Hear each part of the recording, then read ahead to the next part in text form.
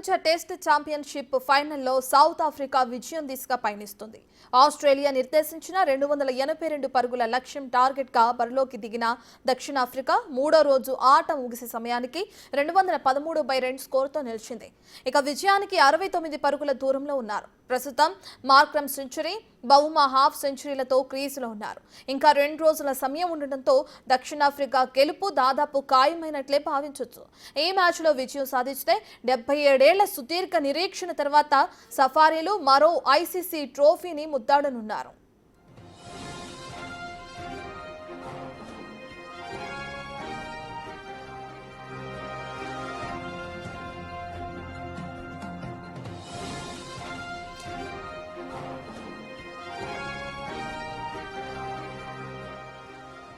ఇక అందరూ విధ్వంసకర ఆటగాళ్లే. Batting, bowling, fielding ఎందులోనూ తక్కువని చెప్పడానికి లేదు. కానీ ఆ జట్టు ఐసీసీ టోర్నీలంటే మాత్రం సెమీఫైనల్ వరకు పోటాపోటీగా వస్తుంది. సెమీస్లో పక్కకు తప్పుకుంటుంది. గత ఐసీసీ టోర్నీలోనూ భారత్తో తలపడిన సౌత్ ఆఫ్రికా దాదాపు విజయం సాధించింది అనుకున్న టైంలో సఫారీల నుంచి టీమిండియా విజయాన్ని లాగేసుకుంది. ఈసారి అనూహ్యంగా వరల్డ్ టెస్ట్ ఛాంపియన్షిప్లో ఫైనల్కు చేరింది. ఫేవరెట్ బరిలోకి దిగిన ఆస్ట్రేలియా తొలి ఇన్నింగ్స్తో సఫారీలను మట్టు కనిపించారు. 138 పరుగులకే ఆల్అౌట్ చేసి గట్టి దెబ్బ కొట్టారు.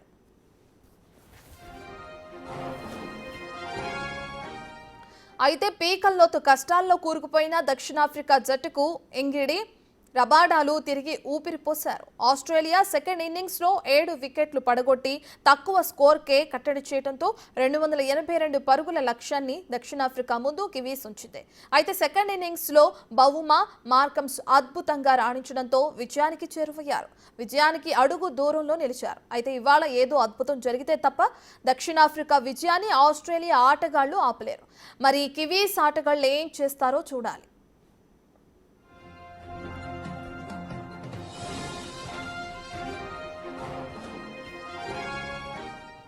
మ్యాచ్ కి సంబంధించిన పూర్తి డీటెయిల్స్ అందించడానికి మా ప్రతినిధి విజయ్ అందుబాటులో ఉన్నారు. రైట్ విజయ్.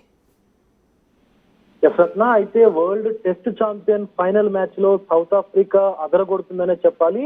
ఆ సీనియర్ బ్యాటర్ మార్కమ్ అదరగొడతా ఉన్నారు. ఆయన సెంచరీ చేసి 102 పరుగులు చేసి నాట్అవుట్ గా నిలిచారు. అలాగే కెప్టెన్ బౌమా కూడా 65 పరుగులతో కూడా రాణిస్తా ఉన్నారు. అయితే 282 పరుగుల లక్ష్య ఛేదనలో అయితే సౌత్ ఆఫ్రికా ముందుకు వెళ్తుందనే చెప్పాలి. కేవలం 69 పరుగులు చేస్తే చాలు ఈ రోజు వరల్డ్ టెస్ట్ ఛాంపియన్షిప్ సొంతం చేసుకునేటువంటి అవకాశం అయితే కనిపిస్తా ఉంది. మరొక పక్క సౌత్ ఆఫ్రికాకి అయితే పెద్ద అడ్వాంటేజ్ అనే చెప్పాలి. ఇంకోటి ఆస్ట్రేలియాకి పెద్ద డ్రాబ్యాక్ అని కూడా చెప్పాలి. ఎందుకంటే స్మిత్ కి గాయం కావడంతో ఆయన చిటికన వేలు గాయపడడంతో విరిగిపోవడంతో ఈ రోజు మ్యాచ్ కి కూడా స్మిత్ ఉండకపోవచ్చు. ఫీల్డింగ్ చేస్తుండగా స్టీవ్ స్మిత్ గాయపడ్డారు.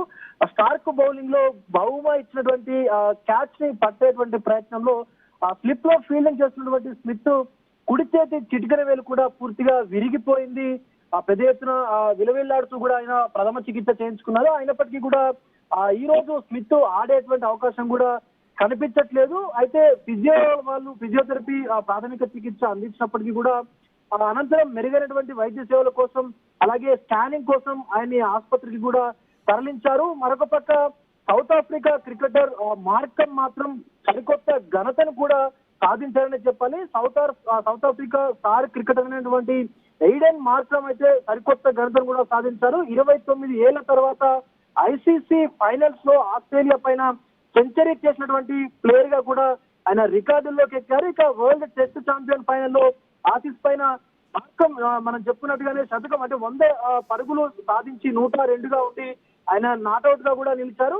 అయితే గతంలో 1996 వన్డే వరల్డ్ కప్ లో చూసుకున్నట్లయితే ఫైనల్లో శ్రీలంక క్రికెటర్ అరవింద డిసెల్వా కూడా ఆసీస్ పైన సెంచరీ సాధించారు.